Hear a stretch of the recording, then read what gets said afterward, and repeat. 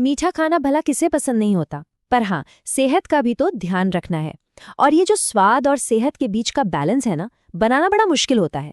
लेकिन सोचिए, क्या हो अगर हम अपनी पसंदीदा मिठाइयों का मजा भी ले सकें और साथ ही अपने ब्लड शुगर को भी कंट्रोल में रख पाएं। तो आज का सबसे बड़ा सवाल यही है, क्या किसी मिठाई को सिर्फ देखकर ये अंदाजा लगाया जा सकता है कि उससे शुगर स्पाइक कितना होगा? सुनने में तो ये नामुमकिन सा लगता है ना? लेकिन आपको जानकर हैरानी होगी कि इसका जवाब है हाँ, ऐसा हो सकता है।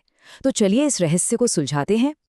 तो चलिए थोड़ी देर के लिए जासूस बन जाते हैं और अपनी इस पड़ताल को नाम देते हैं द मिठाई केस फाइल्स।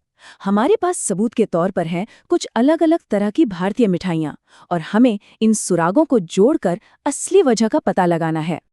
और देखिए, इस पूरी जांच का जो सबसे बड़ा राज है वो छिपा है मिठाई की मेन चीज में, मतलब उसके मुख्य इंग्रेडिएंट में। जी हाँ, बस इतना पहचानना है कि वो मिठाई आखिर बनी किस चीज से है। तो हमारी पहली केस फाइल है तिल का लड्डू, जो खोए से बनता है। अब खोया बनता है दूध से, जिसमें प्रोटीन और फैट दोनों ही काफी ज्यादा होते हैं, और इसी वजह से इससे शुगर स्पाइक काफी कम हुआ। तो ये है हमारा पहला क्लू। अच्छा, अब अगली फाइल पर आते हैं। बेसन का लड्डू। इसका मेन इंग्रेडिएंट क्या है? बेसन, यानी चने का आटा, जो प्रोटीन और फाइबर का एक बहुत ही बढ़िया सोर्स है। और नतीजा बिल्कुल पहले केस जैसा ही, शुगर स्पाइक कम रहा। अब पैटर्न थोड़ा थोड़ा साफ हो रहा है ना?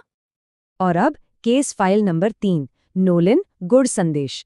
ये मिठाई बनती है पनीर से, जिसमें एक बार फिर प्रोटीन और फैट की मात्रा काफी ज्यादा होती है, और नतीजा फिर से वही निकला, एक हल्का कम शुगर स्पाइक। अब तो ये पैटर्न बिल्कुल पक्का हो गया है। लेकिन रुकिए, हर कहानी में एक ट्विस्ट तो होता ही है। हमारी चौथी केस फाइल है रेवड़ी, और इसकी मुख्य सामग्री क्या है? गुड़, जो कि असल में चीनी ही है। और जैसा कि आप अंदाजा लगा ही सकते हैं, इसका नतीजा बिल्कुल उल्टा था, एक बहुत तेज और ऊंचा शुगर स्पाइक। तो अब जब हम सारे सबूतों को एक साथ देखते हैं तो पूरी कहानी बिल्कुल साफ हो जाती है।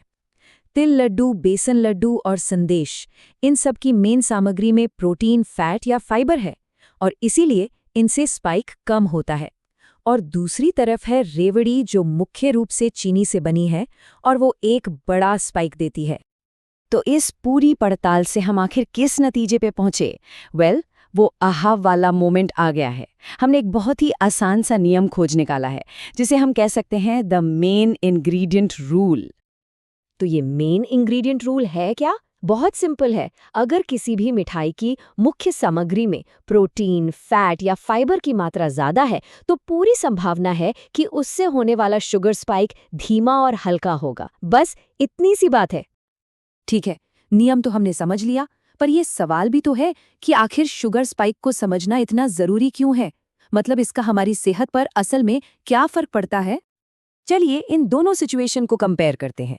जब बार बार तेज शुगर स्पाइक्स होते हैं तो डायबिटीज और वजन बढ़ने का खतरा बढ़ जाता है, और एनर्जी भी एकदम से गिर जाती है। वहीं दूसरी तरफ जब स्पाइक्स हल्के होते हैं तो एनर्जी लेवल स्टेबल रहता है, और ये लंबे समय में हमारी सेहत के लिए बहुत बेहतर होता है।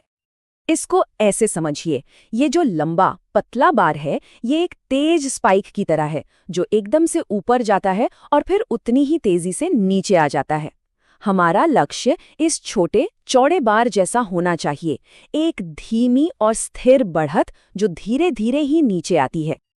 और ये मामला सिर्फ बीमारियों से बचने का नहीं है, ये हमारी रोज की खाने पीने की आदतों और क्रेविंग से भी सीधे तौर पर जुड़ा है। सोर्स में एक बहुत ही पर्सनल एक्सपीरियंस शेयर किया गया है, जो इस बात को और भी अच्छे से समझाता है। सोर्स में लिखा है, मैंने अपनी पूरी जिंदगी जब भी फूड क्रेविंग्स हुई तो ना खाने की कोशिश की है, और ये एक बहुत मुश्किल लड़ाई थी। ये एक ऐसी बात है जिससे शायद हम में से बहुत से लोग रिलेट कर पाएंगे। तो ये जो क्रेविंग्स का दुष्चक्र है, ये काम कैसे करता है? देखिए, जब हम कोई ज्यादा चीनी वाली चीज खाते हैं तो ब्लड शुगर तेजी से बढ़ता है, फिर उतनी ही तेजी से गिरता भी है, और ब्लड शुगर में यही जो तेज गिरावट होती है वो हमारे शरीर में जोरदार क्रेविंग्स को ट्रिगर करती है, क्योंकि शरीर को लगता है कि उसे फौरन एनर्जी चाहिए। लेकिन जब स्पाइक हल्का होता है तो गिरावट भी हल्की होती है, मतलब ब्लड शुगर धीरे धीरे ऊपर जाता है और धीरे धीरे ही नीचे आता है। इससे शरीर को अचानक से एनर्जी की कमी महसूस ही नहीं होती। और ये स्लाइड पूरी बात को एकदम सही तरीके से समराइज करती है। कम स्पाइक्स का सीधा मतलब है कम क्रेविंग्स। तो ये लड़ाई इच्छा शक्ति या विल पावर की है ही नहीं, ये तो बस सही चीज चुनने की बात है, ताकि क्रेविंग्स शुरू होने से पहले ही रुक जाएं।